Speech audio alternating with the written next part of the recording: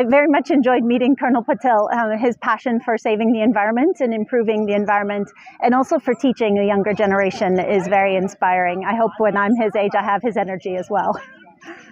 आप 2 शब्द बोलेंगे कर्नल? हाँ, जैसे मैंने पहले बताया कि वो 30 साल से काम कर रहे हैं ये प्रोजेक्ट पे, और एक चीज़ उन्होंने बताई कि 30 साल पहले जब उन्होंने शुरुआत की तो उनको कोई फंडिंग अवेलेबल नहीं था, तो उन्होंने अपना खुद का पैसा इसमें डाला है. सो आई थिंक दैट्स बहुत ज़्यादा इंस्पायरिंग है कि ऐसे सोशल काम के लिए अपने पैसे से, और वो जो पैशन से काम करते हैं, पिछले 30 साल से काम कर रहे हैं, बहुत ज़्यादा इंस्पायरिंग है. और आज भी उनकी उम्र के हिसाब से ही जितना वो एनर्जी और इससे काम कर रहे हैं, काफ़ी सीखने जैसा है सबके. नमस्कार, आम्ही भूतपूर्व सैनिक. माझ्या डाव्या बाजूला कर्नल शुक्ला आहेत आणि उजवीकडे मिस्टर सैफी आहेत. आम्ही भूतपूर्व सैनिक एक सेकंड इनिंगमध्ये समाजाचं, या देशाचं ऋण फेडण्यासाठी म्हणून गेले 20 वर्ष खडकवासला धरणाचं पुनरुज्जीवन करण्यासाठी प्रयत्नशील आहोत. आता आम्ही काय केलं आहे ते सांगणं फार महत्त्वाचं आहे. आम्ही या धरणातला जो गाळ आहे तो आजपर्यंत 25-1 लाख ट्रकलोड माती काढून ती शेतकऱ्यांना, इथल्या 28 गावांना ती देऊ केली. आणि आपण बघताय ह्या परिसरामध्ये इतकी मोठ्या प्रमाणात आपण झाडे लावली. आता या धरणाचा इतिहास सांगणं फार महत्त्वाचं आहे. हे धरण महात्मा ज्योतिबा फुले यांनी 1879 साली जेव्हा बांधलं, त्यावेळेला हा 22 किलोमीटरचा हा जो तुम्हाला तलाव दिसतोय, याच्यामध्ये 4 TMC पाणी होतं. आणि पुण्याची लोकसंख्या जेमतेम 1,00,000, 1.5 लाख, 2 लाखच्या आसपास होती. पण आम्ही जेव्हा काम सुरू केलं 20 वर्षापूर्वी, तर आता फक्त 1.5 TMC पाणी आहे आणि लोकसंख्या झाली 55-60 लाख. आणि पुढच्या 2 वर्षात ती 90 लाख होणार आहे, असंच यांचं भाकीत आहे. कारण महाराष्ट्र गव्हर्नमेंटला पुणे हे स्मार्ट सिटी हवं आहे. आता स्मार्ट सिटी म्हटल्यानंतर ऑब्वियसली इथं तुमची सगळ्या गोष्टीची मागणी वाढणार, आणि मागणी पाण्याची तर वाढेल, पण बाकीच्या सगळ्या गोष्टीची मागणी वाढेल. तर आपण आता पाण्याच्या वरतीच बोलतो आहे. तर पाणी तुम्हाला सगळ्या लोकांना देण्यासाठी काळाची गरज आहे की धरणाची पाण्याची क्षमता वाढवण्यासाठी याच्यामध्ये मोठ्या प्रमाणात जो गाळ आलेला आहे तो गाळ काढणं गरजेचं आहे. आणि हे गाळ म्हणजे काळं सोनं आहे, जे आम्ही शेतकऱ्यांना वाटलं. आम्ही आजपर्यंत 25-1 लाख ट्रकलोड जी माती काढली, ती अक्षरशः ज्याला म्हणतो ना लोण्यासारखी, ती म्हणजे भाकरीबरोबर खाऊ शकतो अशी ती माती आहे. ती शेतकऱ्यांच्या रानात पडल्यामुळे त्यांचं उत्पन्न चौपट झालेलं आहे. आता इथले शेतकरी कुणीसुद्धा युरिया किंवा केमिकल वापरतच नाहीत, कारण ही जादू मट्टई आहे. तर हे काम आम्ही आता सगळे सैनिक आम्ही समजतो की आपल्याकडे आपल्या देशामध्ये 40 ते 45 हजार सैनिक दरवर्षी रिटायर होतात. हे मनुष्यबळ आहे, याचा वापर राष्ट्रनिर्मितीसाठी होणं गरजेचं आहे. बघा, एकेकाळी आपण 92 लाख स्क्वेअर किलोमीटर असलेला देश आज 30 लाख पण नाही वाचलेला. मग त्याला सुंदर आणि सुदृढ का नको करायला आपण? म्हणून आमचा हा एक छोटासा प्रयत्न आहे. ॲटलिस्ट पुण्यापुरतं तरी आपण हा सुंदर परिसर करावा. आम्ही आता बघा 22 किलोमीटरचा हा जो रस्ता आहे, म्हणजे हा नॉर्थ बँकचा, त्याच्यातले आम्ही 20 किलोमीटर पाण्याच्या कडेने फार सुंदर असा हा रस्ता केला आहे, ज्याला आम्ही वॉटरफ्रंट म्हणतो. सर, ह्या संकल्पनेची सुरुवात कशी झाली? कधी तुम्हाला हे लक्षात आलं की बाबा आपण हे काम केलं पाहिजे, आणि त्यात तुम्हाला काय अडचण आली? लोकल जे बॉडीज आहेत, ग्रामपंचायत म्हणा किंवा लोकल लोक आहेत, कारण ह्या लोकांच्या त्या नदीकाठी शेत असतात, त्यांचे शेत वगैरे, तर ह्याच्याबद्दल थोडं सुरुवातीपासून अजून थोडं सांगा. कल्पना अशी आली की बघा, आपल्याकडे मार्च महिना सुरू झाला की पाणी की किल्लत सुरू हो जाते, पिणे के लिए भी पाणी नाही होता. बघा, आजच्या घटकेला सुद्धा, म्हणजे आपण आता आज मार्चच्या शेवटच्या दिवसामध्ये आहोत, आज 35 गावामध्ये महाराष्ट्रात प्यायला पाणी, तीच बोंब पुण्यामध्ये सुद्धा आहे. तर आम्ही सरकारकडे गेलो होतो 15 वर्षापूर्वी की म्हटलं, अरे पाणी की किल्लत शुरू हो जाती है, पुणे में शुरू हो जाती है, महाराष्ट्र में शुरू होते. तर गव्हर्नमेंट काय म्हटलं की we will raise the wall of the dam by 5 feet. ते म्हटले आम्ही धरणाची भिंत 5 फुटाने वाढवतो, म्हणजे जास्त पाणी साठेल. आम्ही म्हटलं तो मूर्खपणा करू नका. जर तुम्ही तसं केलं तर अजून हजारो हेक्टर पाण्याखाली जाईल तुमची जमीन, आणि आणखीन कितीतरी शेतकरी बेघर होतील. म्हणून त्यांना आम्ही अशी कॉन्सेप्ट दिली की मार्च, एप्रिल, मे महिन्यामध्ये जेव्हा पाणी पुढं सरकतं, त्यावेळेला इथं तलावामध्ये 1 acre, 2 acre, 5 acre, 10 acre, 100 acre, 200-200 एकराची पठारं जी झाली ती बाहेर काढायला पाहिजेत, आणि ती आम्ही आत्तापर्यंत काढतो आहे. इथल्या गावकऱ्यांचा आम्हाला सपोर्ट होता. इथं जावळकर फॅमिली आहे, साधू जावळकर आणि त्यांचा निलेश जावळकर मुलगा, तो सरपंच होता, आणि आता त्याचा लहान भाऊ नितीन जावळकर आमच्याबरोबर आहेत. तर ह्या लोकांचा आम्हाला सपोर्ट असल्यामुळं आम्ही हे काम करू शकलो. आम्ही आता बघा, तुम्ही चारी बाजूला बघताय किती मोठ्या प्रमाणात आम्ही बांबू लावला आहे.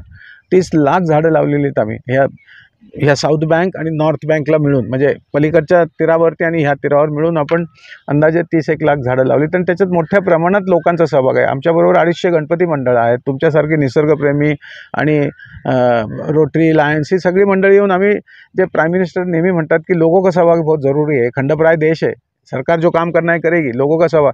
म्हणून आमचं हे क्लासिकल उदाहरण है कि लोगों का जो सहभाग है उससे कितना सुंदर काम हो सकता है, देश का कितना फ़ायदा हो सकता है. देखो हमने जितनी मिट्टी निकाली है, अगर वो उसको जैसे मैंने इससे पहले भी कहा कि आपण 1 ट्रक माती काढतो त्यावेळेला 1 टँकर पाणी तिथं साठतं. तर आता 25 लाख ट्रकलोड आपण काढले, तर याचा अर्थ 25 लाख गुणिले 10,000 लिटर इतकं पाणी साठलं. आणि ते जर सायंटिफिक टर्म्समध्ये जर त्याचं आपण कॅल्क्युलेशन केलं तर इट विल बी 0.20 TMC. आणि 0.20 TMCचं तुम्हाला जर धरण बांधायचं म्हटलं तर तुम्हाला शेकडो करोड लागतील. पण ते आपण अक्षरशः नगण्य पैशामध्ये केलेले, आणि हे सगळं काम सेवाभावी काम झालेलं आहे, व्हॉलेंटरी बेसिसवर झालेलं आहे. सर, आम्ही ऐकलं की तुमचा हा मॉडेल बघून परदेशातले अमेरिका, इंग्लंड, UK मधले लोकांनी त्याच्यावरून शिकले, आणि ते हा प्रोजेक्ट तुम्हाला तिथे बोलवून की बाबा कसं चालवायचं आहे, काय चालवायचं, कसं हे केलं पाहिजे हे तुमच्याकडनं शिकून घेतलं, आणि त्यांनी ती योजना राबवली. आणि त्याच क्रमामध्ये कमेन्स इंडिया लिमिटेडने सुद्धा ह्याच्यामध्ये सहभाग घ्यायचं ठरवलं. तर कमेन्सचा कसा ह्याच्यामध्ये सहभाग आहे, त्यांच्याकडनं काय मदत मिळते का, किंवा त्यांच्याकडनं काय सपोर्ट आहे का, ह्याच्याबद्दल? हां, कमेन्स इंडिया फाउंडेशनतर्फे आम्हाला CSRमधून दरवर्षी धरणाचं पुनरुज्जीवनासाठी आम्हाला निधी मिळतो. आणि विशेष म्हणजे ह्या कंपनीचं कौतुक करेल तेवढं कमी आहे की यांचे जेवढे एम्प्लॉईज आहेत ते 8 तास काम करण्यासाठी, श्रमदान करण्यासाठी धरणावरती येतात, मग झाडं लावतात. आता तुम्ही आज पण पाहिलं झाडं लावताना यांचे कसे एम्प्लॉईज काम करत होते. तर त्यांचासुद्धा पाणी हा विषय त्यांचा आहे प्रायोरिटीवरती, आणि म्हणून ते आम्हाला मदत करत आहेत. आणि झाडं लावायलासुद्धा यांचे जे एम्प्लॉईज येतात ते सुद्धा आनंदाने 8-8 तास काम करतात इथे. लोकांची तर खरं मदत आहेच. मी तर म्हणतो की सरकारने याच्यात पुढाकार घ्यावा, आणि हे जे मार्च महिन्यानंतर जी मोठे जे पठारं आहेत ती काढून, त्यांच्याकडे यंत्रणा आहे, त्यांच्याकडे इंजिनिअरिंग इक्विपमेंट आहे मोठ्या प्रमाणात. आम्ही तर फक्त शोल्डर स्क्रॅपिंग केलेलं आहे कडेकडेनी, पण ॲक्च्युली माती आणखीन आतमध्ये चांगली आहे, तर त्यासाठी मड पंप्स लागतील. तर ते सरकारने त्याच्यात इंटरेस्ट घ्यावा. आणि जर हे केलं ना, तर तुम्ही आपल्या पुणे जिल्ह्यामध्ये 25 धरणं आहेत. जर हे पुढच्या 3 महिन्यात मार्च ते जूनपर्यंत जर आपण सगळी धरणं जर स्वच्छ केली तर अगदी महाराष्ट्र शिवाजी महाराजांच्या स्वप्नातला महाराष्ट्र सुजलाम सुफलाम होऊ शकतो. कारण पाणीच पाणी होईल आणि सगळी माती शेतकऱ्यांच्या रानात जाईल. त्याच्यामुळं ऑर्गॅनिक फार्मिंग पूर्ण महाराष्ट्रभर होईल. म्हणजे आता जे आपण बघतो 50-60% मुलं, लहान मुलं वगैरे, कुणाचे डोळे लाल होतात, छाती दुखते, नाक सारखं वाहत असतं, त्याचं कारण फक्त एक आहे, आपण सगळं जे फळभाज्या आणि हे सगळं आहे त्याच्यामध्ये सगळं म्हणजे काय म्हणतात त्याला, युरिया आणि केमिकल्स वापरल्यामुळं त्याचा आरोग्यावर फार दुष्परिणाम होतो. म्हणून या ऑर्गॅनिक फार्मिंगवर हा महाराष्ट्र जाऊ शकतो. ह्याचं रोल मॉडेल जर 25 धरणावरती राबवलं महाराष्ट्रातल्या तर. सर, मी बघतोय आज तुम्ही एक संवेदनशील व्यक्तिमत्व आहात, आणि तुम्हाला आपल्या देशाच्या छोट्या गोष्टींवर भरपूर प्रेम आहे. आणि आजच्या घडीला जर आजचं वातावरण जर आपण बघू तर आजच्या सिच्युएशनवर एक छोटासा प्रश्न माझा तुमच्याकडे आहे की बाबा, पुण्याला एक चांगला लोकप्रतिनिधी, लोकसभेचे इलेक्शन येऊ घातलेत, तर ह्याच्यामध्ये एक चांगला प्रतिनिधी कसा असायला पाहिजे, हे माझं नाही. आता कसं आहे, आमचे भरपूर भूतपूर्व सैनिक पुण्यामध्ये आहेत, तर ते सगळ्यांची मागणी आहे की कर्नल पाटील, तुम्ही गेले 30 वर्ष समाजाचे ऋण फेडायचं काम करताय, तर तुम्ही का उभं राहत नाही. म्हणजे ते सगळेजण माझ्या मागं लागलेत की साहेब तुम्ही उभं राहावा. आणि नाहीतरी सध्या गेले 2 वर्ष तुमच्याकडं खासदारच नाही आहे पुणे शहराला, म्हणजे त्या सगळ्या निधीपासून आपण वंचित राहिलो सरकारच्या. आणि आमच्यासारख्या जर सैनिकाला जर लोकांनी निवडून दिलं पुण्यातल्या, तर आम्ही खरं सोन्याचं धूर काढू शकतो. म्हणजे माझं तर स्वप्न असं आहे की जर मला निवडून जर दिलं तर मी एका महिन्यामध्ये 100 कोटी वर्ल्ड बँकेकडून आणून देऊ शकतो. हे माझ्या धमक आहे, कारण मी 60 डेज फिरलेला माणूस आहे. मी सगळं जग अगदी पालतं घातलेलं आहे गेल्या 30-35 वर्षामध्ये. तर आम्ही निस्वार्थी आहोत आणि मी तर खऱ्या अर्थाने फकीरच आहे. मी तर भाड्याच्या घरात राहतो, माझं घरदार मी सगळं दान केलेलं आहे आणि त्याचं कारण फक्त एक आहे की मी समजतोय माझं आयुष्य हे वाढीव आयुष्य आहे. कारण 71च्या लढाईमध्ये मला जेव्हा लागलं होतं तेव्हा माझ्या कमांडिंग ऑफिसरनी सांगितलं, सुरेश तू you are very lucky, we are survived. आपले 47 जवान 6 अधिकारी मारले गेलेत पण तू वाचला आहेस. हे वाढीव आयुष्य आहे, याचा उपयोग समाजाच्यासाठी भल्यासाठी आणि या देशाचं ऋण फेडण्यासाठी करायचं. म्हणून मी 93 नंतर रिटायरमेंटनंतर पूर्ण वेळ पर्यावरण, राष्ट्रीय एकात्मता आणि आमच्या जवानांच्या कल्याणकारी योजनांवरती काम करतो आहे. हां, मी तर म्हणतो आहे बघा, पहिलं तर मोठा निधी मी वर्ल्ड बँकेकडून वगैरे कुठून पण आणेन, तो काही विषयच नाही आहे. तो पहिल्या 2 महिन्यात मी आणेन तो. पण महत्त्वाचं म्हणजे फंक्शनल लेवलला तुमच्याकडे बघा, आपल्याला प्लास्टिक फ्री पुणे असणं गरजेचं आहे. मोठ्या प्रमाणावर इथं प्लास्टिक जे होतं आहे, आता जसं त्याच्यातलं उदाहरण सांगतो. जसं लहानपणी बघा आपल्याकडं आरे कॉलनीचं दूध यायचं बॉटलमध्ये आणि मग आपण ते बॉटल आईकडे दिलेलं की आई ते बॉटल धुवून परत द्यायची, मग आपण ती बॉटल परत करायचं, दुसऱ्या दिवशी तो घेऊन जायचा आणि परत बॉटल आणून ठेवायचं. पण आता काय होतं आहे, आता माझ्या घरात 6 पॅकेट येतात प्लास्टिकचे, 6 ह्याच्यामध्ये दूध येतं आहे आणि ते दूध काढून घेतलं की ते प्लास्टिक कचरा होतो. आता पुण्यात आज जरी 50 लाख जरी नसली तरी एक 40-1 लाख जर लोकसंख्या आहे, तर तुम्ही बघा प्रत्येकाचं जर 6-6 पॅकेट म्हटलं तरी 10 ट्रक इतका कचरा गोळा होतो.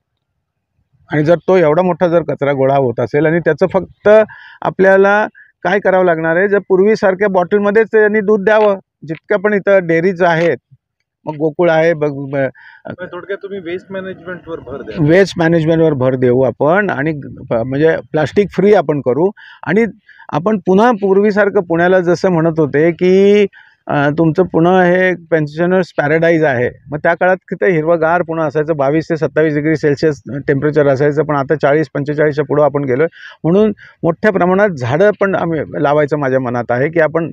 आणि एज्युकेशनच्या बद्दल पण, आणि झाडं पण कुठं लावायची, तर आपल्या घाण पाण्याचे जे नाले आहेत, तसं आम्ही पुण्यामध्ये सोपानबागमध्ये नाला इतका सुंदर डेव्हलप केला आहे, तिथं 3 देवराया केल्या, 27,000 झाडं लावलीत. तसे आम्ही 4-5 नाले डेव्हलप केले. तर तसे पुण्यातले सगळेचे सगळे नाले स्वच्छ करता येतील, सुंदर करता येतील. ते घाण पाणी जे आहे, जे नदीमध्ये जातं आहे आणि तेच पाणी खाली शेतकरी आणि आमचे गावकरी पितात, त्यांना पायात नारू व्हायला लागला. म्हणून ते पाणी पुन्हा वापर करणं गरजेचं आहे. जसं आम्ही इथं we are trying to augment the water holding capacity, म्हणजे धरणात पाणी साठवायची इथं आम्ही प्रयत्न आहे आणि तिथं घाण पाणी नदीत जाऊन द्यायचं नाही, त्याचं सबसॉईल चार्ज होईल असं करायचं आणि त्याच्यावरती वनराई करायची आणि तिथं त्या झाडांचा ग्रोथ फार मोठ्या प्रमाणात होतो. कारण त्या घाण पाण्यामध्ये सगळं मलमूत्र आणि कॅल्शियम आणि नायट्रोजन असल्यामुळे झाडांचा ग्रोथ होतो.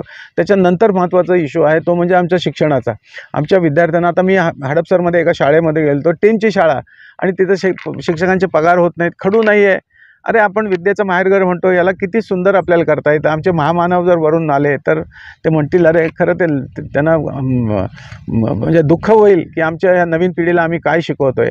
तर हे 3-4 विषय घेऊन आपण काम करणं गरजेचं आहे. वाहतुकीचा जो प्रश्न आहे त्याच्यावरती काम करणं गरजेचं आहे. आम्ही तर मेट्रोमुळं माहीत नाही आता मेट्रो किती फायदा होणार आहे, पण कोचीन आणि जयपूरचं मेट्रो फेल झालेले आहेत, कारण वरती कुणी जायला मागत नाही. म्हणून आम्ही त्यावेळेला पण कॉन्सेप्ट दिली होती, जसं बोर्दोमध्ये म्हणजे फ्रान्समध्ये जमिनीवरून जे आपल्याकडे BRT होती ना, त्याच्यामध्ये 3 डब्याची जर गाडी, 4 डब्याची गाडी टाकली असती तर 100 कोटीमध्ये 3 महिन्यात काम संपलं असतं. आता तुम्ही हजारो कोटी खर्च करून अजून काही नाही आहे, आणि सगळा बोजवारा झाला आहे पुण्याचा. आणि ती खालची जी जमीन होती ती त्याच्यात मोठे मोठे कॉलम टाकले तुम्ही. 80-80, 90-90 लाखाचे ते बस थांबे होते BRTचे, ते तोडून तिथं कॉलम टाकताय. म्हणजे दुःख होतं. कारण काय माहिती आहे का, आता जगामध्ये कुठंच असे इतक्या मोठ्या प्रमाणात सिमेंटचे कॉलम तुम्हाला दिसणार नाहीत, इतके भयानक. आणि फ्लायओव्हरच्या तुम्ही इथली कोंडी काढून तिथं घालवताय, बस, बाकी काही नाही. तो वाहतुकीचा प्रश्न पण जरा विचारपूर्वक सोडवणं गरजेचं आहे. आणि विशेष म्हणजे मला आश्चर्य वाटतं की जिथून मेट्रो जाते त्याच्या 500 मीटर दोन्ही बाजूला तुम्ही 4 FSI दिला आहे. त्याच्यामुळं काय होणार आहे माहिती आहे का, जिथं छोटा बंगला होता तिथं ते 10 मजली बिल्डिंग व्हायला लागली. म्हणजे जिथं 1 कार आणि 2 स्कूटर होते तिथं 100 कार आणि 200 स्कूटर व्हायला लागल्यात. त्याच्यामुळं वाहतुकीवर इतका ताण आहे, म्हणजे तुम्ही शहरात चालूच शकत नाही आता ज्या पद्धतीने चाललं आहे. आणि यांचं गव्हर्नमेंटचंच फोरकास्ट आहे की पुढच्या 2 वर्षामध्ये तुमचं 9 मिलियन म्हणजे 90 लाख लोकसंख्या होणार आहे. तर ह्याच्यावरती सुद्धा बोलणं गरजेचं आहे. तर मला वाटतं की लोकसभेमध्ये सुद्धा हा विषय घेणं गरजेचं, की हा लोकसंख्येचा भस्मासूर आहे, त्याच्यावरती सुद्धा काम होणं गरजेचं आहे. ठीक आहे, पुण्याच्या लेवलचे काही इश्यू आहेत, राष्ट्रीय लेवलचे काही इश्यू आहेत, तर मला वाटतं की माझ्यासारख्याला जर निवडून दिलं तर माझा जो अनुभव आहे, आणि आम्ही फार निस्वार्थ बुद्धीने समाजसेवा करणारे माणसं आहोत. मी तर खऱ्या अर्थाने फकीरच आहे, कारण हे माझं वाढीव आयुष्य मी समजतो सर्वांना आनंद देण्यासाठीच आहे, आणि नवीन पिढीचे डोळ्यातले स्वप्न आम्ही बघतो, आणि याला पुन्हा विश्वगुरू बनवायचं अशी आमची इच्छा आहे. Thank you sir.